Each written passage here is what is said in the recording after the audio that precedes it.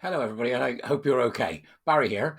I'm getting multiple reports at this point from people in workplaces who are finding that there are those going around the workplaces trying to ask or to at least force or get people to be aghast and shocked and horrified by the terrible treatment of trans people due to the Supreme Court ruling yesterday. This type of forced virtue signaling and purity spiral play is dangerous. If you find that you're in a workplace, it could be perhaps in teaching, or it could be in any other workplace or the arts or wherever it may be, and you are being pressured into showing your horror and support for those who believe that what happened in the Supreme Court is a wrong, then you need to be very careful about what you're doing.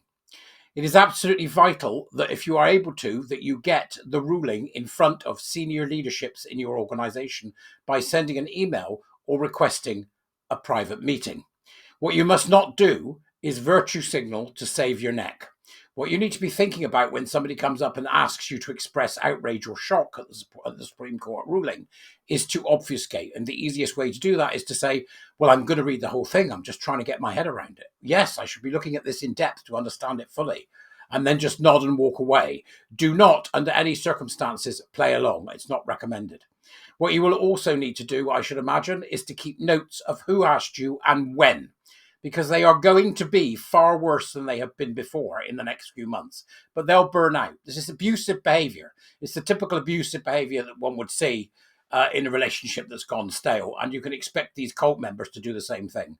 I would say that if you're in arts, publishing, schools, universities, colleges, you're likely to be particularly vulnerable. So arm yourselves. And if you're not a member of the Free Speech Union yet, I suggest that you join. This is not just one issue. I heard the first one this morning. I'm now getting multiple reports of the same. So please do make sure that people understand you do not have to give your position. You can say, I'm looking into this and I need to read the whole thing. It's a massive judgment, but yeah, I'm going to try and get my head around it.